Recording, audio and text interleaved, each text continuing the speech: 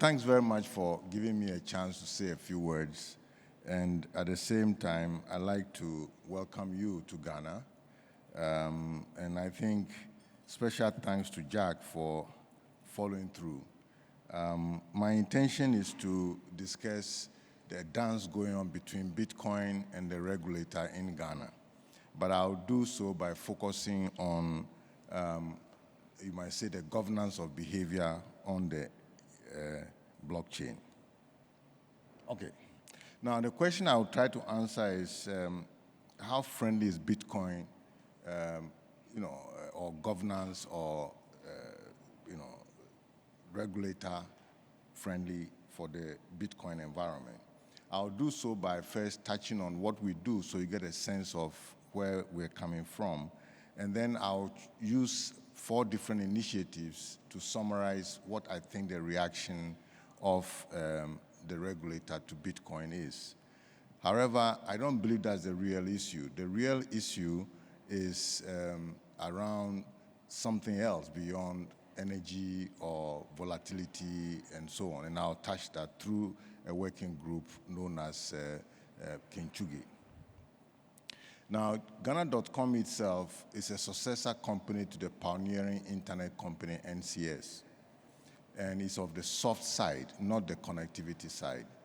It's an ICANN accredited registrar, which means it registers names into the generic top-level domains.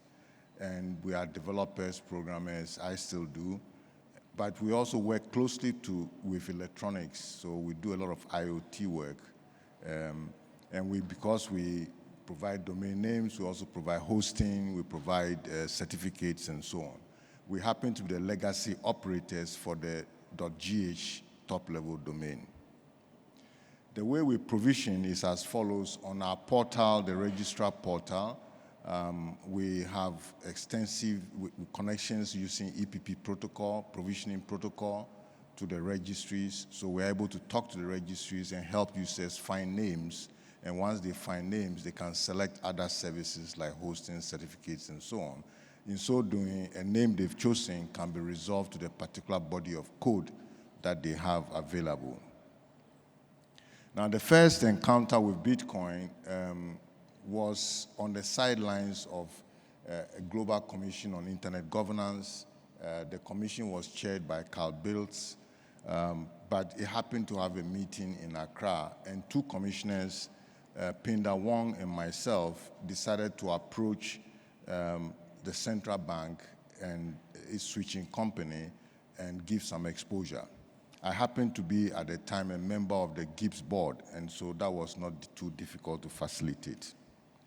The second encounter was around 2015, just after the Scaling Bitcoin event in Hong Kong, and we decided to throw some 120 ant miners onto the BTCC network and see how far we would go. Immediately, Financial Intelligence Center expressed concern that our output could be used to finance ISIS and called for intervention by the National Security Council, National Communication Authority, and the Bank of Ghana. Well, we responded and began to show exactly what we were doing, and that managed to contain the concerns of the time. So now I go through some of the series of the interventions. Between 2016 and 2020, we held a number of sessions, workshop sessions, 10 of them, and the number of participants were 360, but surprisingly, Bank of Ghana participants were the majority, which means that they've got a message and they are looking as to what to do. We also have a conferencing activity, and we managed to have 4 annual such conferences. Interestingly, the deputy governor, one Dr. Maxwell Poku Afari, a fellow of the Ghana Academy of Arts and Sciences, a colleague of mine there, was speaker in 3 of the events, and the director for FinTech also was a speaker in 1. And note that Bank of Ghana nominally sponsored all the 4 events. So they're keeping their finger in the pot. They are not really walking away. And that's why I keep pointing out that perhaps we should also be reaching out to the regulatory or policy environment so that we can find out what their issues are. There was a financial sector cleanup starting around 2017. Now, it turned out that some crypto providers, Bitcoiners, were affected, but that was largely because they were behaving like a regulated entity, like a bank, and collecting monies. That was the, now, it turns out that companies like Ghana.com and others like that were not affected because we were not taking deposits. We were really just mining and making the coins available either through an exchange or through a selling point. Now, then there was a license application. Around 2019, a Payment Systems and Service Act was passed in Ghana. And remember, we live in Ghana, so we have to obey the law. And we can't even advertise unless you're licensed. But anyway, there was this act, so we saw it as an opportunity. And so from the private sector side of things, we decided that we should apply for the payment service provider license and put pressure on regulation and see how far we can go. And the proposal, of course, included Bitcoin payments and exchange. There was a silence for a period of time, but then suddenly the application was taken to a different environment, and they said it was a pilot sandbox. And we were therefore asking for recognition or a right-of-way for crypto PSP license. This is exactly what we put on in the application. You can see that they were chasing 4 data sets. The DS2 is a normal one that you have for merchants, maybe online merchants that you are hosting may want to receive payments in mobile money or crypto and so on. In that case, that will fit in the DS2. But then we also had an initiative of constructing terminal equipment, in this case kiosks, and the kiosks take local currency and then gives you Momo, mobile money, airtime, whatever, including Bitcoin and Ethereum. So that was a different set that we had. Then there was, of course, one for the exchange itself, and then similarly for remittances. So we decided to confront the situation by asking to be recognized, asking to be regulated. We've been trying to do that from 2015, but every time we're told we did not know what you were doing, we did not understand the technology, so we cannot regulate what we don't know. But at the same time, we're constrained. We can't go out and promote the product and services if the regulator is having some concerns and questions as to what we do. So you can see at the bottom of the stack, we have interconnections to as many of the different provisions that we want to make. We connect to Gibbs so you can put money in the device and see it in your bank account, and so on and so forth. This is the kind of game we're playing. So the portion in green is what is the application. And now that we are in the sandbox, we'll know exactly how they perceive us. Now, the real issue I want to discuss is this concept that is emerging in the blockchain governance initiative working groups. There we have a number of working groups. This came out of an outcome of the G20 2019 meeting in Japan.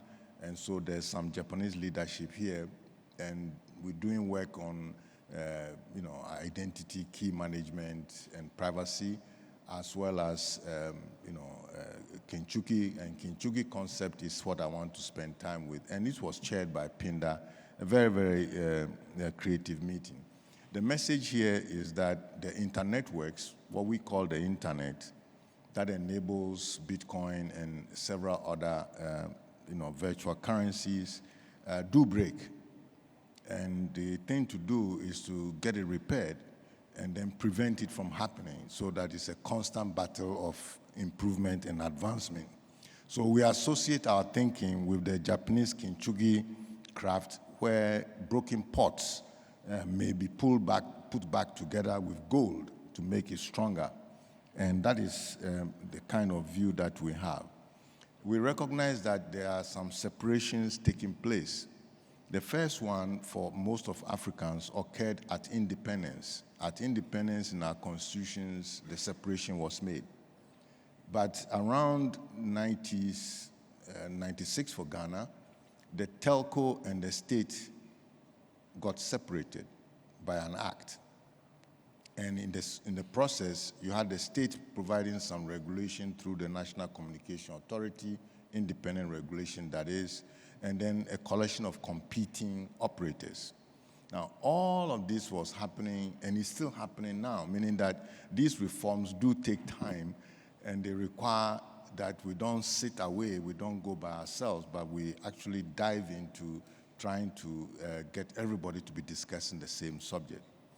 The one that we postulate is happening now is separation of the state and money, okay? And so there will certainly be states doing some things, different role in the ecosystem, but then there will be several currencies. Of course, Bitcoin's role of forcing this reform will remain, and therefore will have a recognized position, leadership position in this area. But we should expect that there will be a long reform going on, and it is our hope that this reform will influence the regulator in a positive direction as spelled out by the Bitcoin approach. Now, the Kinchugi says that we will face two twin challenges, okay? And you face these challenges both on the fiscal and the monetary world, and at the same time, you face the challenge of how to maintain the sovereignty and also a substitution, okay? You're going to have both fiscal substitution as well as currency substitution. Now, fiscal here, the focus is on taxes, okay? Currently, in a sovereign environment, they determine what taxes, what to tax, how much to tax, and all those things. And those are the things one is suggesting are becoming more and more difficult to determine exactly what they should be. But should there be coins or realm or various kinds of things, now you're going to have to make an effort to figure out fairly how to tax. And that's going to challenge surveillance in a realm that I'm not sure we've thought about. But if we don't help the regulators understand these things, then they can act in an, maybe unpredictable, or when they are cornered or in discomfort, they may also react in a way that is unacceptable. The second bit has to do with the monetary side. I mean, currently they determine the interest rates, okay, and they use it to, in some sense, together with the exchange rate to manage their economy. But if there's different coins of realm, how are they going to achieve that? And so there's potential for substitution of the currency with other currencies. And we have to help them get comfortable or figure out what real problems they are trying to solve. I mean, if they tell you it's, AML, the problem is not the AML. If they tell you that it's the energy you consume, everything consumes energy. In fact, I even prefer to know exactly how much energy it consumes. Those are not the problems. The hard problems are the substitution that could occur. And we need to get them to the same table and discuss so that we can arrive at something that is comfortable for developers, operators, regulators, and so on. Otherwise, you have what we call a splinter net, and we don't think that is a good thing for our economies. Now, where are we now? This is just a sample. I know the data here are different. The one on the left is what internet connectivity looked like in 91, okay? And here, the purple is what we are chasing for. You can see that during that time, most of the continent had nothing, or at best, email. So this is just giving an indication of whether you have email servers or you have full connectivity on the. Now, what's on the right, you know that better than I do, which is just bit nodes. But surprisingly, you see, they look very similar. Of course, in the case of bit node, it's transitory. It depends on when I go and collect the data and so on. But it still shows the same, that the activity is really elsewhere. And my role is to encourage more of the activities locally here. And in fact, it's for the same reason that even though I teach at University of Cape Coast, I always work through private companies. And the first company, Network Computer Systems, that brought internet here was through the same kind of thing. And it therefore gives me a chance to employ my students who are committed to the same philosophy to develop these things. Okay, so I just like to now wind down by pointing out that the Bitcoin work is clearly defined, at least based on a series of points made. And we know it encompasses at least these three things, the education. So if we don't have support of the educational systems around, I don't think we can go and create a separate one. It won't work, okay? So I still teach distributed systems, okay? And the same will apply here. We also have to do industrial activity where people are actually hands-on building things, okay? Not just talking about it or moving the money, but actually trying to create things. And we have to create an environment that's accommodating so that we can mainstream Bitcoin, okay? And if the regulator is not comfortable, it's not going to be easy for us. And I remind some of you Ghanaians here that I once lost an internet company because of a similar tension. Network Computer Systems was shut down in 2003 when it was doing $2.3 million a year. I don't want that to happen to a Bitcoin company. So we now know what the problem is. We know separation takes long. It requires deeper understanding, appreciation of our concerns, multi-stakeholder concerns. So let's go do it. But let's remember that being decentralized is not the same as being disorganized. So let's organize ourselves and win for Bitcoin. Thank you very much.